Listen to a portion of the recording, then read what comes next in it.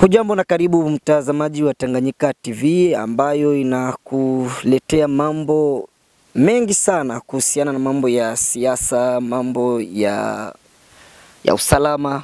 Katika kijiji cha tuseme kwamba ni jiji la Baraka. Jiji la Baraka lilikumbwa na mzongo sana wa hali ya usalama. Usalama ulikuwa ni mdogo kiasi fulani kwamba wazalendo ndiyo sababu ya wao kukosa salama na kuweza kupokonywa vitu vyao. Tulipofika maeneo ya Yep ambako ndipo kitengo kingine cha SNPCC cha mzee Amuri William Yakutumba kikiongozwa naye ambaye si mwingine ni Chalumba Leonard, alikuja moja kwa moja na kuweza kutoa dukuduku zake na kusema kwamba na kuweza kukanusha baadhi ya vimoja. Je, yaliomo ni yapi ndani ya kipindi hicho? Karibu pamoja nasi, andamana mpaka mwisho, endelea kutufuatilia kupitia mitandao ya kijamii. Utasikiliza mambo anayosema mzee Chalumba Leonard kwenye kambi kuu ya Yep ni katika magharibi mwa jiji la Baraka. Asante. Tanganyika TV, kwa pamoja tukupashe. Mbusha majina yake mzee. Jambo. Jambo. Tafadhali sogeza mic tuzungumze. Jina lako tafadhali? Kwa jina naitwa Chalumba Leonard. Commandant 3e bataillon, première brigade, mzee Amuri Yakutumba. Asante sana. Watazamaji wanakutizama kule kwa hamu sana, na tulikuwa tukihitaji kujua kwa mujibu wa tarafa la Fizi, hasa ndani ya vile ya Baraka, kuna semekana kwamba kuna ripotiwa wizi usio na kifani na watu wanaona kwamba wazalendo ndio shida. Unasema nini kuhusiana na hili? Ile ndugu mtangazaji, naweza kukwambia bale watu wenye kubeba habari kama wazalendo wanaiba, ile yote ni uongo, ni uongo. Sababu nafasi yenye kuwa mzalendo ni nafasi yenye kuwa security ya bien, hakuna bwizi, na kuna watu wengine wenye bako banaenda kuiba kwa jina ya wazalendo. Unajua silaha zinazagaa nafasi mbalimbali, utajua huyu ni mzalendo na nini, na utajua huyu ni nani. Wote wana silaha. Kuna mpango ambao mlisha wazi kupanga kwamba mnaweza kwenda na kupokonya wamoja ambao hawana silaha? Je, mnawaorodhesha wote na silaha ziko ngapi? Kwa mfano, kwa sababu katika jiji la Baraka watu wengi wanateseka sana, wananyang'anywa simu. Unafanana kuna hatua gani mlichukua kuhusiana na hiyo? Najua kama ile hatua tulishaifikia. Unajua kama sisi SNPCC tunakuwaka na idadi yetu, tunajuana, tuko na makarte yetu ya kijeshi, na mtu mwenye ana ile karte yetu ya kijeshi sitadiri ako mtu wa SNPCC. Na kwa mujibu ya ile yenye unasema, sisi tunaanza kutafuta bale batu. Pale jana tulisha shika bamoya, nadhani utabaona hapa, mbako bana frappe batu mafranga, matelefone, banasema kama ni wazalendo, lakini tulikuwa kuwagundua ni mabandia mwingine tu. Mlitumikisha mbinu gani kuweza kuwakamata? Kwa sababu unajua ni ngumu kidogo kukamata mtu mwenye silaha.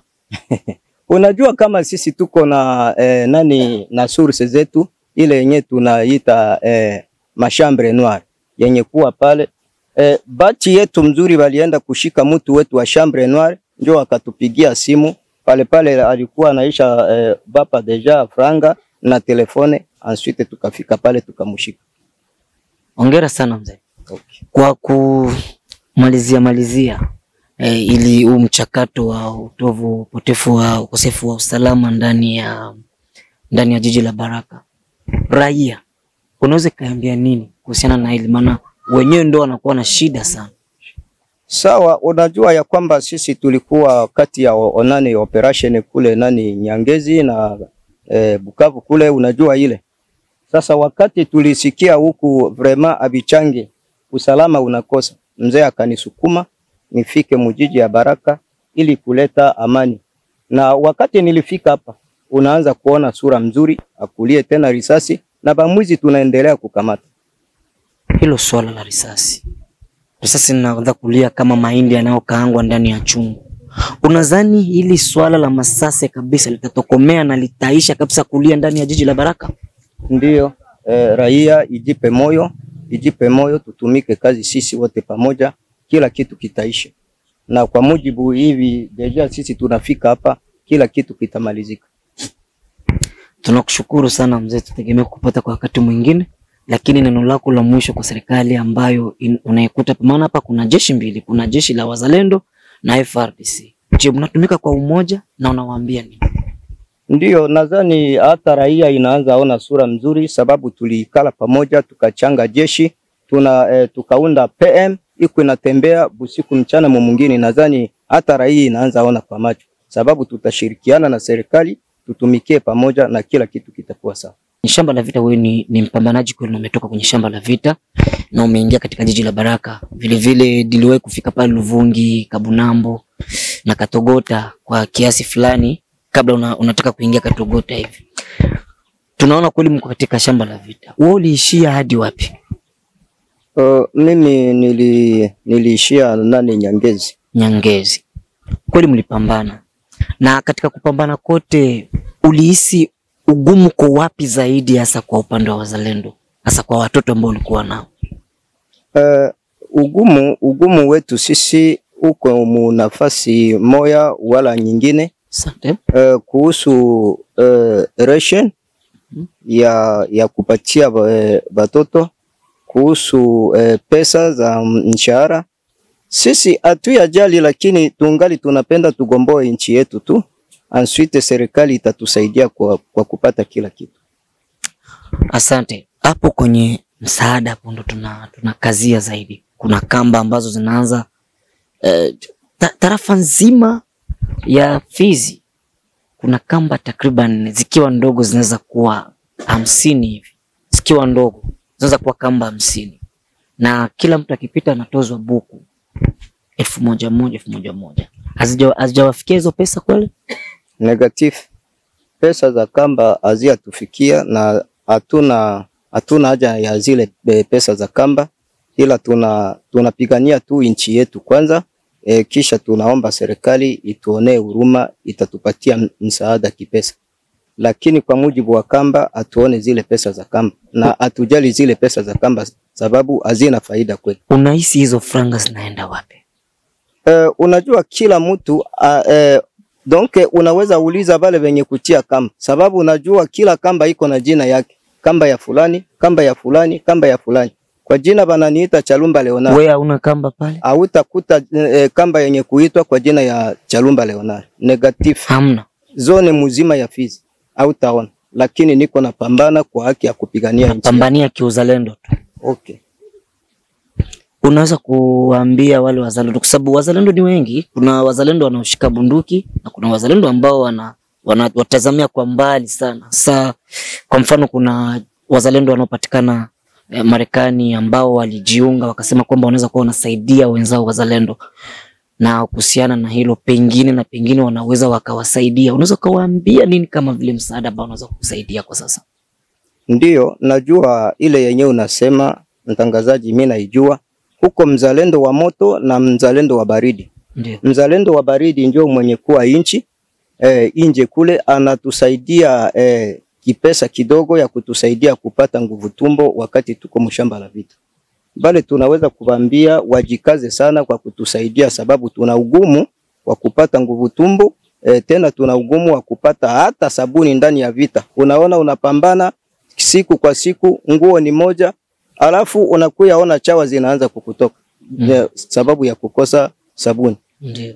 Okay. Ndio, asante sana. Labda kuna mmoja mtu aliniambia jambo kautani kidogo ambacho nitauliza swali kama la kizushi hivi, mzee utanihurumia.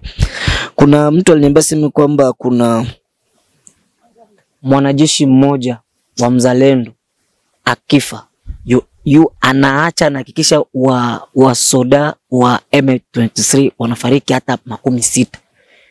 Ni kweli kwamba kuna baadhi ya wenu ambao mnawapoteza? Kwa hivyo ni hiyo habari inaweza kuwa ya kweli kwamba mmoja akifa wa mzalendo watu 30 wa M23 wanakuwa wameshaanguka? Ni kweli?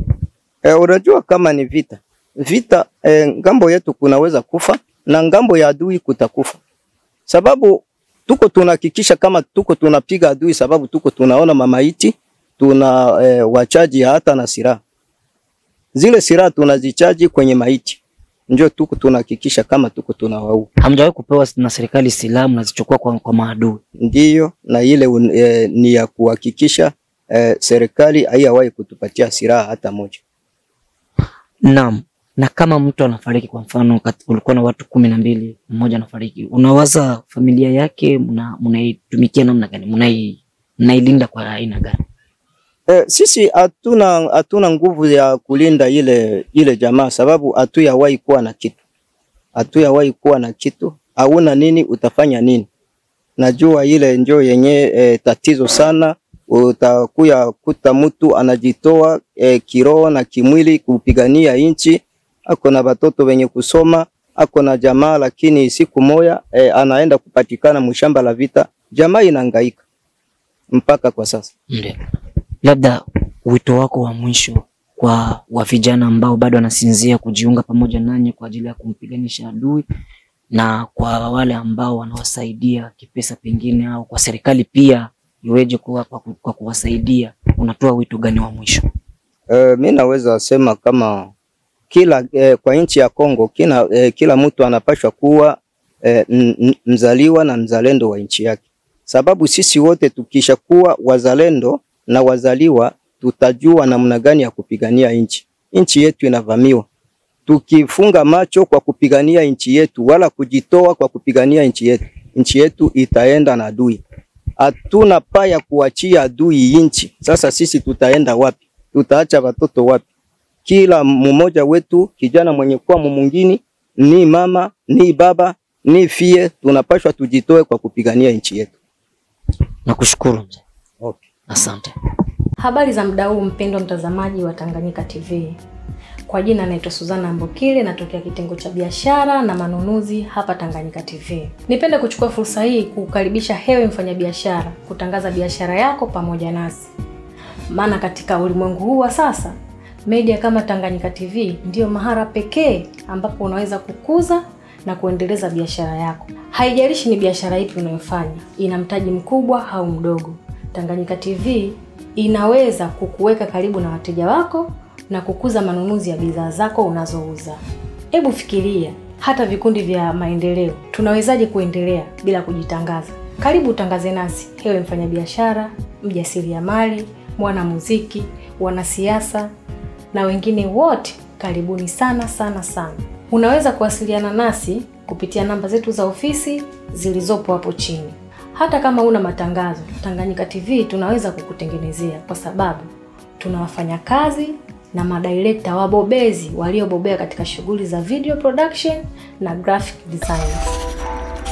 Tanganyika TV, kwa pamoja tukupashe.